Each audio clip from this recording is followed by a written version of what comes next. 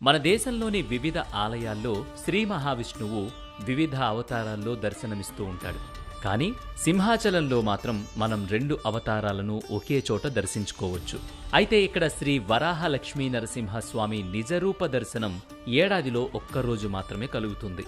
అదే వైశాఖ శుద్ధ తదియ అంటే అక్షయ తృతీయ రోజు.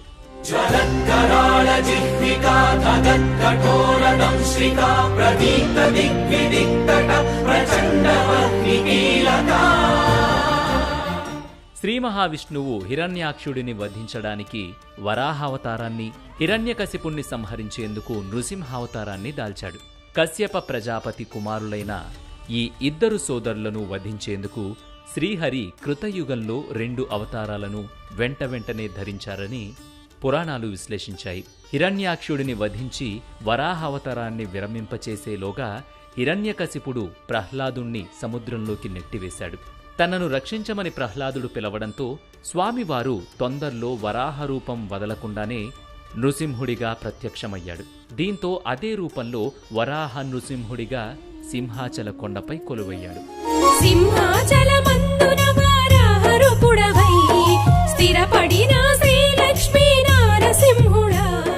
అయితే హిరణ్యకశిపుడిని అంతమొందించిన తరువాత నృసింహుడు ప్రళయ భీకరంగా జ్వాలామాలికలతో కనిపించేసరికి సమస్త సృష్టి భయపడింది. బ్రహ్మతో సహా సకల దేవతలు ప్రార్థించినా ఫలితం లేకపోయింది. అప్పుడు బ్రహ్మకు గతంలో తాను చందన వృక్షానికి ఉగ్రత, ఉష్ణం, తాపం నివారించే శక్తిని వరంగా అనుగ్రహించిన విషయం గుర్తుకొచ్చింది. అదే విషయం ప్రహ్లాదుడికి చెప్పి చందనంతో స్వామి ఉగ్రత్వాన్ని తగ్గించమని సూచించాడు. ప్రహ్లాదుడు చేసిన చందన సేవ వల్ల ఆ వరాహ నరసింహస్వామి శాంతించి ప్రహ్లాదుణ్ణి వరం కోరుకోమన్నాడు. సింహాచలం కొండ మీద సదా కొలువు తీరమని ప్రహ్లాదుడు వరం కోరుకున్నాడు. బ్రహ్మాండ పురాణం ప్రకారం పాహి శ్రీమన్నారాయణ అని ప్రహ్లాదుడు పిలవగానే గరుత్మంతుడిపై నుంచి ఒక్క ఉదుటున కిందకు దూకడంతో స్వామి దివ్యచరణాలు పాతాళంలోకి దిగబడ్డాయి. అందుకే సింహాచలంలో వరాహ నారసింహుడి పాద దర్శనం భక్తులకు లభించదు. ప్రహ్లాదుడి తదనంతరం కాలక్రమంలో వరాహ నారసింహాకృతి మట్టి పుట్టలో నిక్షిప్తమైంది. కొన్ని వేల ఏళ్ల తర్వాత పురూరవ చక్రవర్తికి వరాహ నరసింహస్వామి కలలో కనిపించి తన ఉనికి తెలియజేశాడు. వైశాఖ శుద్ధ తదియ నాడు సింహాచలం కొండపై వరాహ నృసింహుడి విగ్రహం బయటపడింది. అప్పుడు పురూరవుడు స్వామివారిని చందనంతో అలంకరించాడు. అప్పటి నుంచి ప్రతి సంవత్సరం వైశాఖ శుద్ధ తదియ రోజు శ్రీ వరాహలక్ష్మీ నరసింహస్వామి భక్తులకు నిజరూప దర్శనమిస్తారు.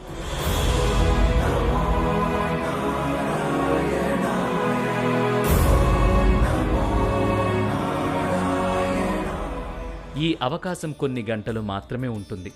ఆ సమయంలో లక్షల మంది భక్తులు స్వామిని దర్శించుకుని చందనాన్ని ప్రసాదంగా స్వీకరిస్తారు. పూజా కార్యక్రమాలు పూర్తయిన తర్వాత స్వామివారికి తిరిగి చందనం లేపనం చేయడంతో శివలింగాకారుడిగా దర్శనమివ్వడం అద్వైత దర్శనానికి ప్రతీక. అక్షయ తృతీయతో పాటు జ్యేష్ఠ పౌర్ణమి, ఆషాఢ పౌర్ణమి తిథుల్లో 3 విడతల్లో స్వామికి మొత్తం 12 మణుల పరిమాణంలో చందనాన్ని సమర్పిస్తారు. ఎందుకంటే స్వామివారు శాంతమూర్తిగా ఉంటేనే అంతా చల్లగా ఉంటారని భక్తుల నమ్మకం.